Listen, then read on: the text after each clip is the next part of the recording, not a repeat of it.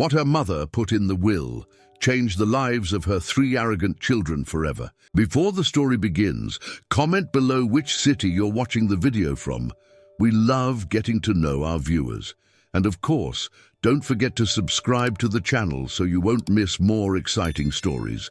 Enjoy the story and see you soon. It was a hot afternoon in New York City, and in the elegant hall of a luxury mansion, Pedro, Laura, and Felipe were gathered around their mother, Maria, who, at 80 years old, had a fixed and determined gaze. Pedro, the arrogant businessman who had never known a day of humility, looked at his mother with a mix of impatience and disdain. Laura, the socialite who lived for camera flashes and high society parties, crossed her legs with a forced smile, not understanding why her mother had called her. Felipe, the frustrated artist who had never found the success he dreamed of, observed his mother with a curiosity bordering on insecurity, sensing that this meeting would not be like the others. None of them imagined that this afternoon would change the course of their lives. "My children," Maria began, her voice soft but firm, "it's time for you to face an uncomfortable truth. I can no longer watch how you stray from the path that makes you human, how you immerse yourselves in superficiality and selfishness. Each one of you has lost what was once most important, your essence." Pedro snorted, as if those words were nothing but an old and tired sermon. Laura, raising an eyebrow, thought her mother was losing her mind for the umpteenth time. Felipe, on the other hand, felt uneasy, but didn't know whether it was because of his mother or the emptiness he felt within himself. "This is the deal I offer you," Maria continued, ignoring the expressions of her children. "I will send each of you to a remote place, a place where you will have to face yourselves and what you have become. There, you will undergo challenges that will change you, transform you, or simply destroy you. You will have to live without the comforts you are used to, without the money that has chained you to an empty life." The three children looked at each other skeptically, but the determined glint in their mother's eyes froze their blood. "And what if we refuse?" Pedro asked with a mocking smile. "If you refuse, I will erase you from my will. The money, the inheritance, everything you ever thought was yours will go elsewhere. There will be nothing for you if you do not accept my offer," Maria replied without hesitation. The silence in the room was heavy, as if the air itself was charged with electricity. Laura, accustomed to always being in control, was the first to break the silence. "Where exactly are we going?" she asked, trying to stay calm, but knowing that this time there was no escape. "That depends on you. Each of you will be sent to a different place according to what you most need to learn. Pedro, you will be sent to a remote village where wealth is useless. Laura, you will go to a community that knows nothing of vanity, only hard work and love. And you, Felipe, I will send you to a volunteer camp in a place where your art will have no value unless you are willing to help others." The three children looked at Maria, disbelief and disdain on their faces, but also something else, a tiny spark of fear, of doubt. It was hard to imagine that something as simple as words could alter their lives so much, but they knew that if there was one thing they had learned over the years, it was that their mother was always a step ahead of them. "Then, do you accept?" Maria asked, her tone leaving no room for negotiation. Pedro was the first to speak, his pride wounded but his ambition intact. "I'll do it. I won't be defeated so easily." Laura, with her constant need for control, nodded with a forced smile. "Sure, Mom, I'll do it even though I don't understand why." Felipe, the most introspective of the three, remained silent for a moment. But finally, in a low voice tinged with resignation, he accepted. "Fine, I'll do it, although I don't know what to expect from this." Maria looked at them with a mixture of tenderness and firmness. She knew that no matter how much they resisted, something inside them would begin to change. She looked at them one last time, and before turning her back, she murmured with a smile, "This is just the beginning." Pedro couldn't believe he had been forced to accept his mother's proposal. A remote village, without luxury, that was simply ridiculous. As a successful businessman, he had traveled the world, rubbed shoulders with great personalities, and lived surrounded by wealth. What could a place like that possibly teach him? His world was one of business, power, and ambition. The idea of going to a village lost in the mountains seemed absurd, but the threat of losing his inheritance was stronger than any doubt. Upon arriving at the village, Pedro felt like a fish out of water. The fresh mountain air felt heavy to him, and the people, though kind, seemed too simple. The village seemed frozen in time, adobe houses, dirt roads, and a tranquility he had never known. His first instinct was to reject everything, return to the city, and resume his luxurious life. But he knew that if he did, he would lose everything. So he decided to stay, even if it was just to fulfill his mother's demand. The first task was harder than Pedro imagined. He had to help build a fence in the fields, something he had never done in his life. He struggled to understand how, with so few resources, the people there could live so happily. While others worked together as a team, Pedro tried to do things his own way, alone, as he always had. But he quickly realized he couldn't keep up. He was exhausted, covered in dirt, with his pride bruised. One afternoon, while resting under a tree, an old man from the village approached him. He had a serene, almost wise look, and his tone of voice conveyed peace. "Why are you so upset, young man?" he asked. Pedro, irritated by the interruption, responded without much courtesy. "This is a waste of time. I'm a businessman. I have companies to manage. I don't know why they made me come to this place." The old man smiled faintly. "Sometimes what we lose is not something material. In your case, it seems you have lost something more important. Life is not just measured in money and power, young man. True wealth is in people, in relationships, in honest work. Here, we all work together because we know that life is not about what you have, but what you give." Pedro fell silent, for the first time considering his words. Had he really lost something important? His life had been so focused on accumulating wealth that he hadn't paid attention to what really mattered: human connection, the value of community. He felt a strange discomfort upon realizing how empty his world had become. Days passed, and Pedro began making an effort to adapt to the village's pace. He helped with the crops, organized small meetings to address community issues, and started to form bonds with the people he had once viewed as mere peasants. Although he remained a proud man, something inside him began to change. The arrogant Pedro was slowly giving way to a more humble man. One morning, while walking through the village market, Pedro saw a woman with a basket full of fruit. She greeted him with a warm smile, and without thinking, he approached to buy something.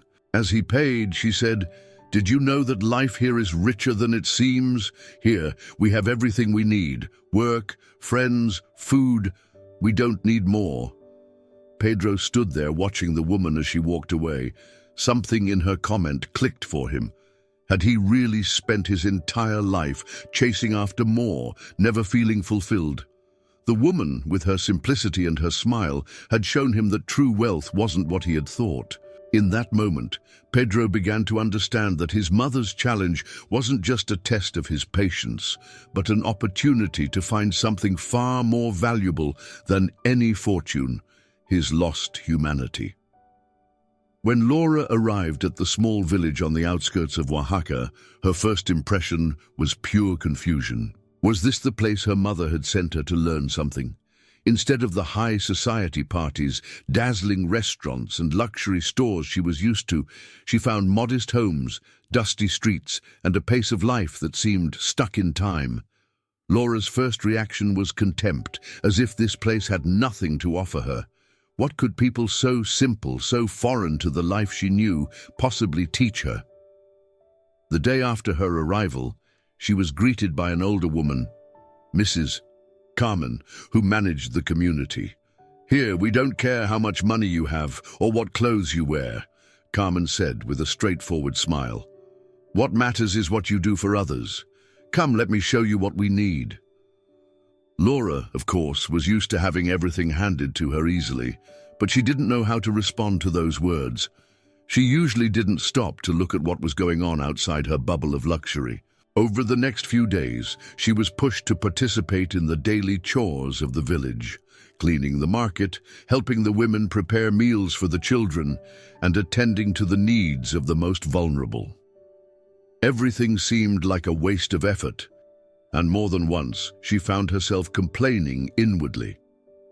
But as the weeks went by, she began to notice something she couldn't ignore. Despite the lack of luxury and comforts, the people in the village seemed happy, genuine, full of gratitude. The women who shared the daily chores with her never complained, and the children ran and laughed without the slightest concern for money or appearances. It was a world that operated on something other than materialism. It ran on community and solidarity. One afternoon, while helping the elderly women weave baskets, Laura overheard a conversation between them that made her stop. "We don't need much to be happy," said Mrs. Louisa. "What we have is enough. A family, a good friend, work that lets us live with dignity. That's all that really matters." That conversation left a mark on Laura. In her world, happiness had always been associated with appearance and the number of things one could accumulate. The parties, the expensive dresses, the trips to Paris, all of that had given her the feeling of being important, of being someone. But here, in this place without glamour, the people were happier than she had ever felt. Something inside Laura began to question how empty was her life, really. In the following days, she began to get more involved, though reluctantly, in the village activities. She learned to cook traditional dishes, to understand the true values of the community, and slowly began to shed her facade of superficial perfection. Little by little, the Laura who had been obsessed with appearance and status started to disappear, making way for a more authentic version of herself. One afternoon, while helping organize a local fundraiser to support a school, Laura realized something surprising. She no longer felt the need to be perfect. She no longer had to impress anyone. For the first time, she was enjoying the company of the people around her, feeling something genuine in her heart. Vanity, which had been the driving force of her life, faded as if it had never existed. When the event was over, Mrs. Carmen approached her with a smile. "I knew you could do it, Laura. You're starting to see what really matters." Laura, for the first time in a long time, smiled back sincerely, without any mask of false sympathy. "I think I'm finally starting to understand, Mrs. Carmen." As night fell over the village, Laura gazed at the stars, a sight she hadn't seen in years due to the city lights. In that moment, she felt at peace. She was far from the spotlight of fame and money, but for the first time, she felt she was exactly where she was supposed to be. Inside, something was changing. Maybe life wasn't about appearances after all. Felipe had always been the most distant child in the family.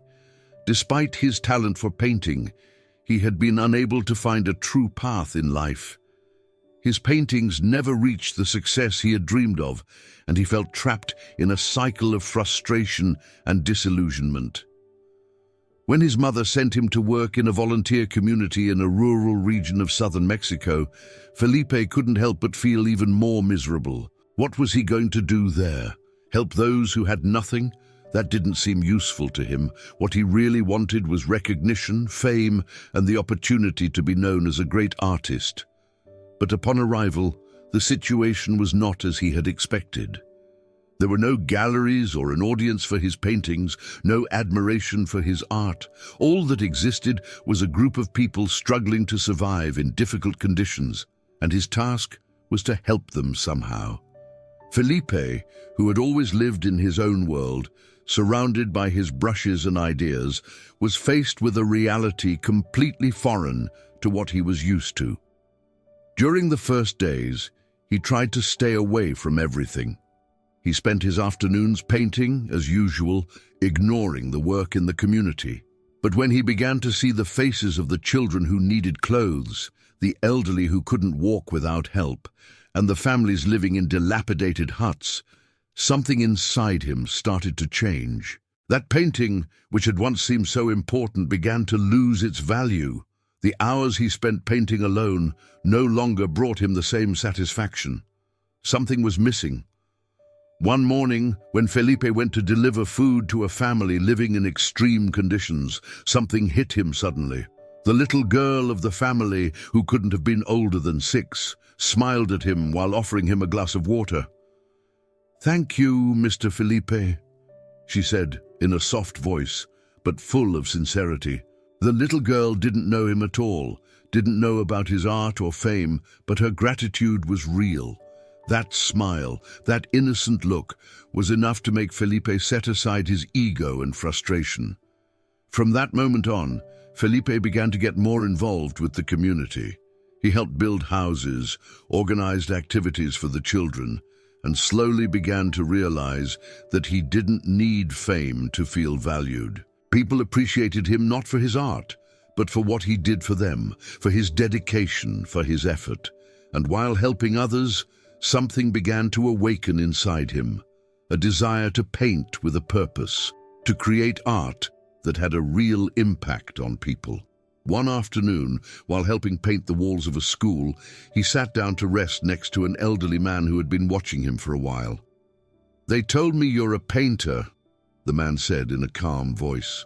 "Tell me, Felipe, why do you paint? Is it for yourself or for others?" Felipe looked at him, surprised by the question. No one had ever asked him that before. He had always painted for himself, seeking something that made him feel special. But in that moment, while watching the children playing around, he realized that he hadn't found answers in his own canvases, but in the smiles of others. "I think I painted for myself," he said slowly. "But maybe I should paint for others." The man nodded with a wise smile. "True art is not the one that seeks fame, son. True art is the one that comes from the soul and touches the hearts of others." Felipe spent the following weeks painting murals in schools, decorating the houses of the poor, and creating something that was not only aesthetically beautiful, but also had a purpose. Every brushstroke, every color, was imbued with a new meaning. And most importantly, Felipe no longer felt empty. When the day of his departure arrived, Felipe didn't want to leave. Although money and fame were still tempting, he knew he had found something much more valuable, the true meaning of his art and his life. Upon returning to the village, he was no longer the frustrated young man he had been at the beginning. He had left behind his ego and vanity and had found a new way of living, of being, and of creating. Maria sat on the wooden bench in her garden, watching the horizon. The sun was setting, painting the sky in orange and red, and she felt that something was about to change. Weeks had passed since her children had been sent to different corners of the country, and although she worried about them, something deep in her heart told her she was doing the right thing. She knew these challenges would force them to grow, to face their own shadows, and that, in the end, they would become better people. But the process was painful, and sometimes she wondered if they would be able to complete their journeys. Each day, while preparing the simple meals in her countryside home, Maria lost herself in thought. What would be happening to Pedro in that distant village where he was forced to work the land, far from his life of luxury? What would Laura truly learn in that simple community where no one was there to admire her beauty or her social status? And Felipe, so distant from the artistic world he loved, how was he doing in the volunteer work? The questions multiplied, but she knew she couldn't intervene. They had to walk on their own. Maria didn't have much, but what little she possessed she gave with a generous heart. She knew the love she had cultivated in her children throughout her life had the strength to guide them. If there was one thing she believed with all her being, it was in the power of transformation. Her husband, who had passed away a few years ago, always said that life wasn't about what we had, but about what we did with what was given to us. She always took that as an absolute truth, and now, more than ever, she felt that this lesson needed to be passed on. As night fell, Maria went to the small library in the house and took out an old wooden box that had been stored for years. She opened it slowly and took out a small journal, its pages worn and yellowed with time. It was her mother's journal, the woman who had taught her to live with wisdom and generosity. Maria flipped through the pages and found words that, at that moment, seemed to perfectly reflect everything she wanted for her children. My dears, always remember that a person's heart is the only thing that can't be bought with money. The soul is richer than any fortune the world can offer. Generosity, humility, and love are the true riches. Those words, written by her mother many years ago, deeply moved Maria.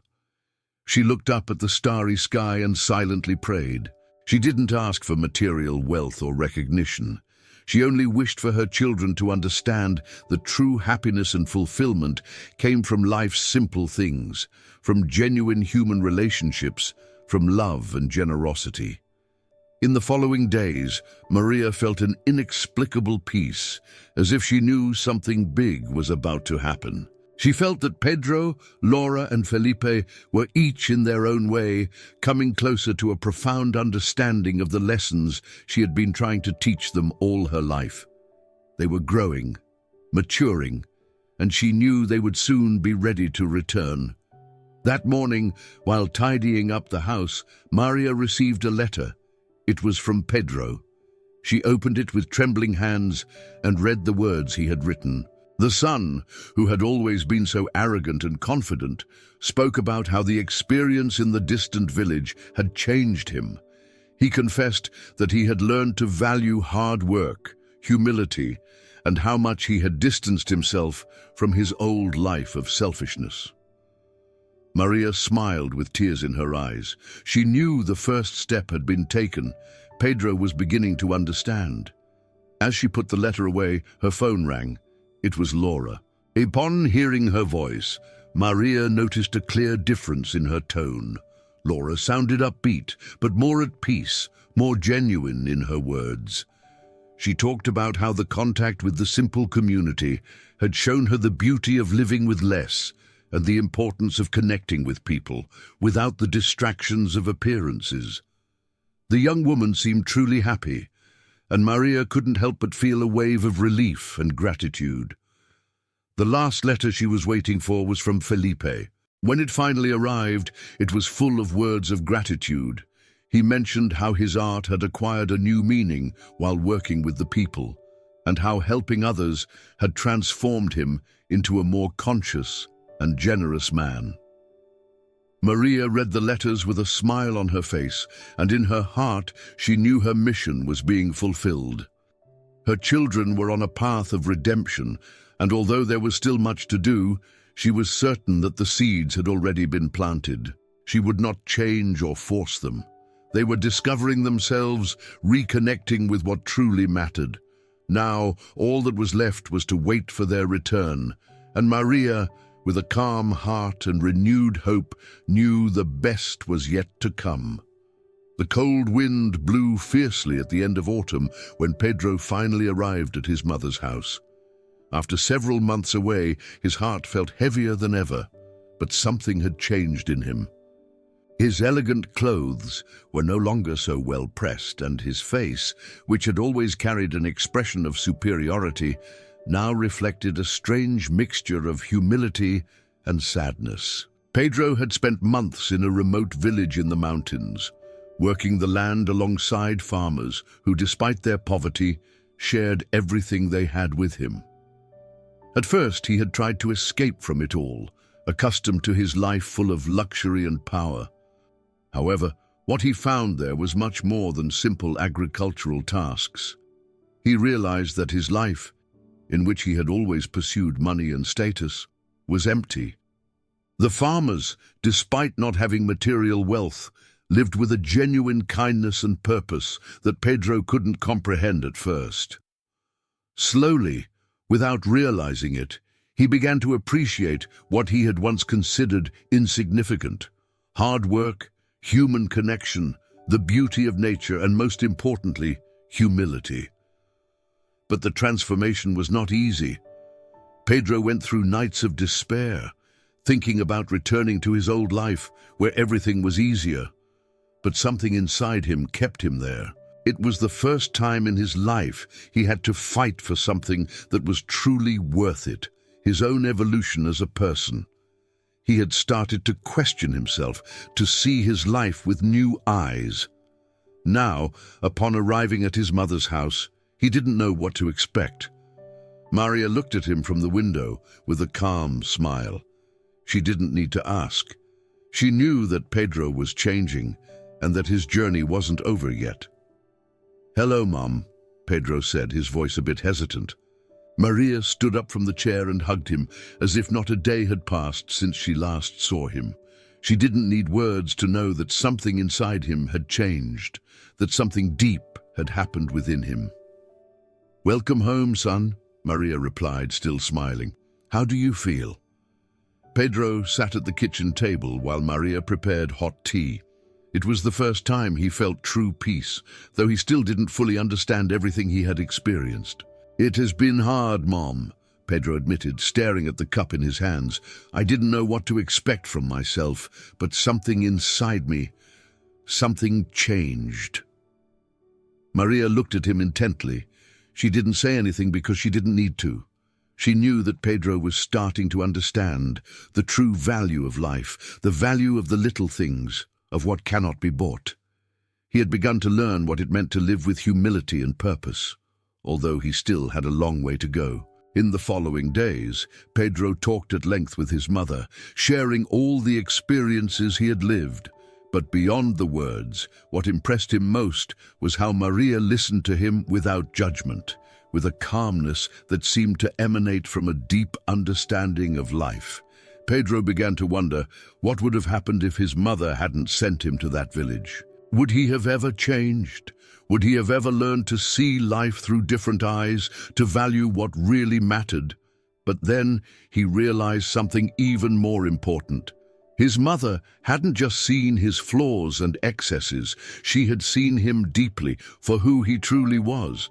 And that gave him the strength to move forward, to not return to his old life, even though money and power were waiting for him on the horizon. Meanwhile, Maria kept watching her son. Pedro had arrived as a different man, although there were still many shadows to heal, but she knew the seed had already been planted. Now, all that remained was to wait for the other two letters to arrive. The dawn was clearing the grey clouds that covered the small village where Laura had spent the last few months. For days, she had walked those dusty paths, far from the parties and the luxury places she was used to. She found herself in an agricultural community where people lived with little, but their lives were full of meaning, of connection with others. There were no luxury brands, no decorated balconies, no exclusive shops. Only people who worked, laughed, shared, and above all took care of one another. At first, Laura had resisted. On the first night, she sat in her small wooden cabin, crying over what she saw as a humiliation. But the solitude began to calm her, and little by little, conversations with the villagers began to shake something inside her. The people here didn't live to impress or to put on airs. Instead of being obsessed with the latest trends, they cared about their neighbors' health, well-being, and how they could contribute to the community.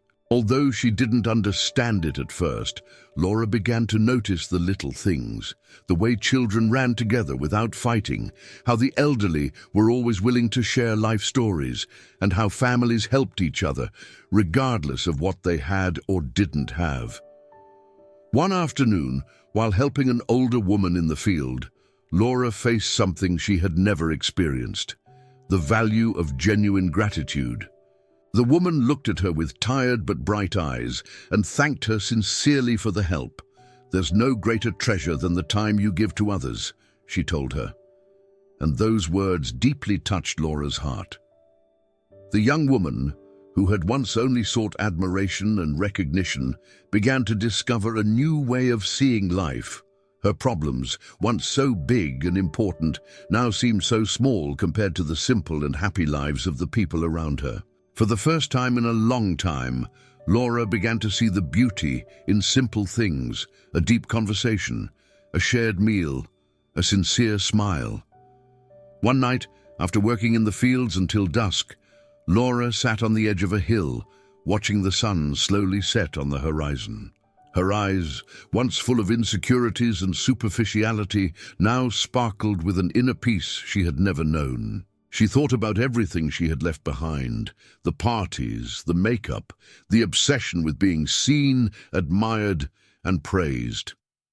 None of that mattered anymore. The people in this village didn't know her as Laura the socialite. They knew her as someone else, someone who, although imperfect, was willing to be part of something bigger than herself. When she stood up to return to the village, she didn't know if she could go back to her old life. The superficial life she had lived no longer attracted her. Instead, she felt a deep longing for something more genuine, more human. One day, when she least expected it, she received a letter from her mother. She opened it slowly, with trembling hands, and read Maria's words with a racing heart.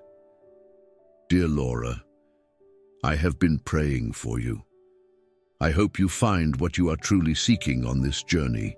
I'm very proud of you, and I will always be here, waiting for the best of human beings to return, the one you carry inside." Her mother's words moved her deeply.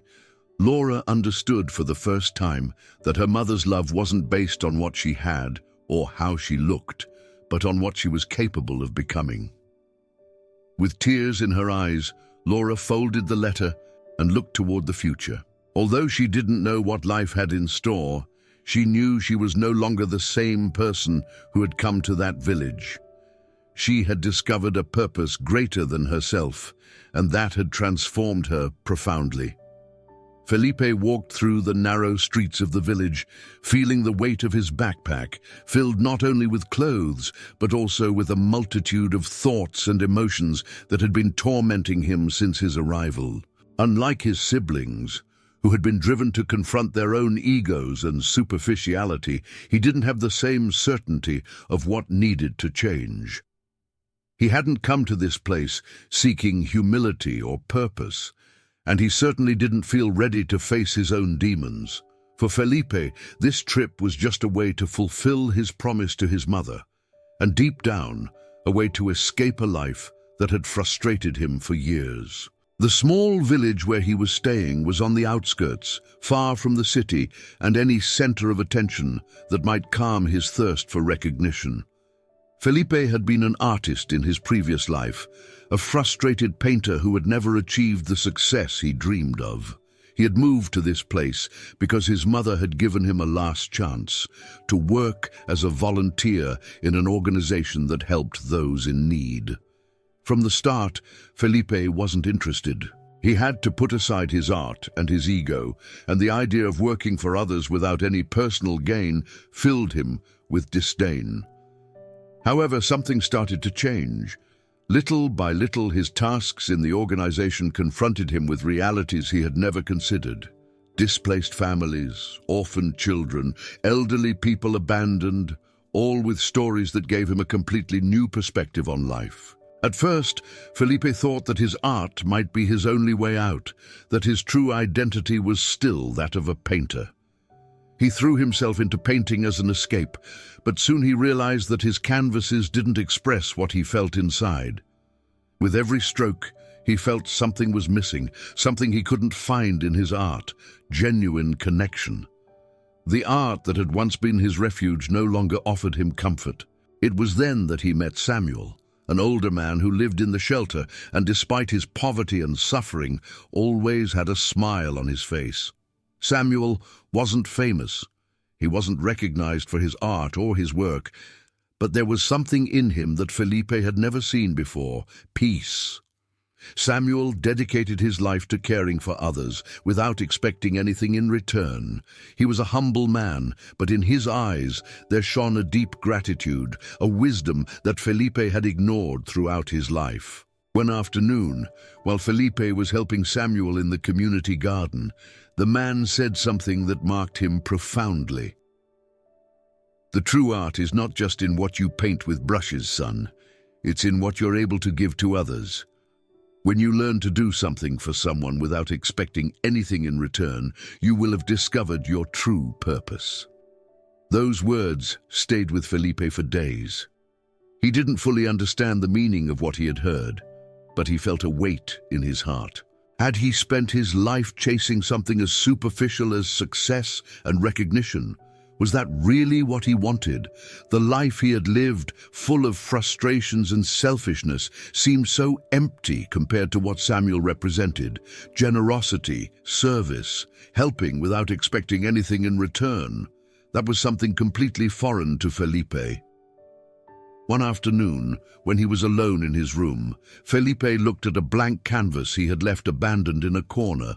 He approached it, and for the first time in a long time, he didn't think about what others would say about his work. He didn't think about fame or awards. He began to paint, but this time, not for himself. He painted something that represented the life he was learning to appreciate: the hands of an elderly person, a mother hugging her child, the tired face of a worker. The painting wasn't perfect, but to Felipe, it was the most sincere piece he had ever created. When he finished, he felt something he had never felt before: peace. The painting was no longer about him.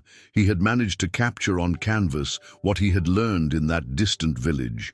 True art was in sharing what one has, without expecting anything in return. The painting, though still rudimentary, was his first step in a new life. Felipe no longer felt the same emptiness. As the days went by, his perspective on art, life, and himself transformed. He understood that the purpose he had been seeking wasn't something that could be found in a gallery or in professional success. The purpose was to give, to help, to be part of something bigger than himself.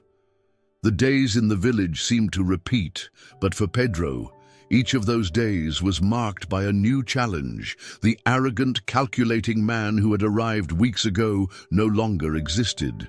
As Pedro worked on building a shelter for the homeless, his perspective on life began to change, though at a much slower pace than his mother had hoped. At first, Pedro had seen the challenge as a simple obligation, a kind of temporary punishment that would take him away from the luxuries he so appreciated. Every task he had to do in the shelter seemed pointless, and every conversation with the inhabitants felt superficial and boring. However, something began to crumble inside him as he got to know the shelter's residents. There was a young man named Andres who, despite living on the streets, was full of hope. "Sometimes, the only thing you have is the hope for a better tomorrow," he told Pedro one morning as they worked on building a wall. Pedro, used to seeing the world in terms of profit and loss, couldn't understand how someone with nothing could remain so optimistic. But as time went by, Pedro started seeing others in a different light. The stories of the refugees were not just tales of poverty and suffering, but testimonies of strength, resilience, and love for life. Pedro couldn't help but compare himself to them. How could he, who had spent his whole life seeking power and money, feel so empty compared to these people who, despite having so little, still smiled? Life in the shelter was changing him, and although he didn't want to admit it at first, his heart began to soften. One day, as Pedro was returning from a long day of work, he saw a mother with her young daughter in front of the shelter. The mother asked for help to get some food, and without thinking, Pedro gave her all the money he had. The mother thanked him with tears in her eyes, And that gratitude was something Pedro had never experienced before. For so long, he had been focused on himself, seeking power and control. But now, for the first time in a long while, he felt a true connection with another human being. From that moment on, Pedro began to change. He no longer saw himself as the arrogant man who had arrived at the shelter.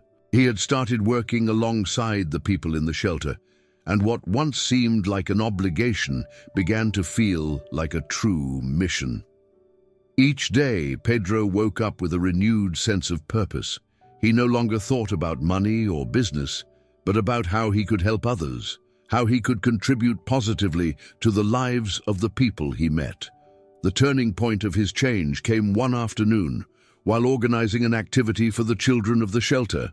He was sitting with them, painting and laughing, when one of the children asked him, "Why are you here, sir? You don't seem like the others." Pedro looked at him, and for the first time in a long time, he felt a deep humility. "I'm here because I learned there's more to life than money and power," he replied, his voice choking up. "I'm here because I want to be better." When that afternoon he returned to the small house where he lived, he sat down to write a letter. It was for his mother, Maria, who had sent him on this transformative journey. "Mother, I don't know if I will be the person you expected, but what I do know is that I am no longer the same. I've learned that the value of life is not in what you have, but in what you give. Thank you for giving me this opportunity. I promise I'll return as the son you always dreamed of." With that letter, Pedro felt he had taken an important step, but he also knew there was still much to do. It wasn't just about his personal change. It was a commitment to his mother, to her legacy, and to the promise of being a better man. The sun was beginning to set when Pedro, Lara, and Felipe returned to the family home. They were no longer the same people who had left months ago. Although they still carried the marks of their journey in their hearts, there was something in their eyes, something in their way of walking, that said everything words couldn't express. Maria waited for them at the door, with a calm smile on her face, as if she already knew what each of them had experienced. Laura was the first to get out of the car. The socialite who had once been known for her superficiality now walked with a different composure. She was no longer the young woman concerned with appearances or the latest fashion trends. In her hands, she carried a bouquet of wildflowers she had picked on the way, something she never would have considered doing in her former life. "Mother," she said, her voice softly breaking, "I've learned to see the beauty in the little things. The things that can't be bought. I no longer care about gold or jewels. What really has value is what can't be purchased." Felipe watched her from the car seat with a shy smile. His change had been deep, but not as evident as Laura's. Felipe had not become a completely new man, but he had understood that art is not only what is seen, but also what is felt. Upon returning home, he no longer saw himself as a frustrated artist, but as a man who had discovered that his true purpose was in helping others. "Mother," said Felipe, "art isn't in the canvases. The true art is what we can create with our hands, helping those who need it most. I discovered it when I stopped seeking the applause of others." Lastly, Pedro got out of the car. With his upright figure and determined gaze, he too carried with him a transformative story. The man who had been proud and arrogant, the man who had only lived to accumulate wealth, no longer existed. In his place was a man filled with humility and gratitude. Pedro hugged his mother with a warmth he had never shown before. "Mother," he said firmly, "I learned that true wealth isn't in money, but in people, in helping others, in giving without expecting anything in return. You were right. All I needed was to become a man with heart." Maria watched them, her eyes shining with an inner peace that only a mother can know. Her children, so different in their essence, so distant at first, were finally back in their home, not just as a family, but as transformed human beings. Maria's proposal, which had seemed so harsh at first, had been the spark they needed to rediscover what truly mattered. Sitting around the table, the conversation began to flow naturally. There was something in the air, something intangible but palpable, that connected everyone. The laughter was different, more sincere.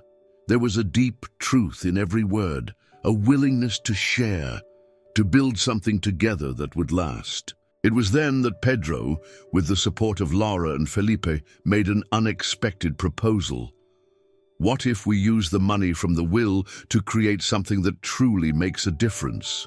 We could form a foundation, a place where we can help those in need without expecting anything in return, just giving.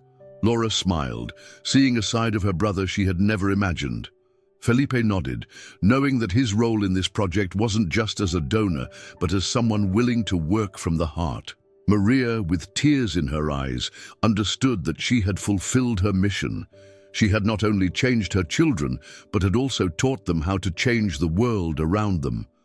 Love, generosity, and service to others had become the legacy she had left, not just in her children, but in the entire family. Time passed, and the foundation they created became not only a refuge for the needy, but also a center of hope, where every day something new was learned about the importance of living with purpose and gratitude. Maria held a leadership role, not only for being the mother of the founders, but for the wisdom she had gained throughout her life. Wisdom that allowed her to guide others by example. And so, the will that seemed like a simple material inheritance transformed into a much more valuable legacy. A legacy of love, redemption, and commitment to a higher purpose.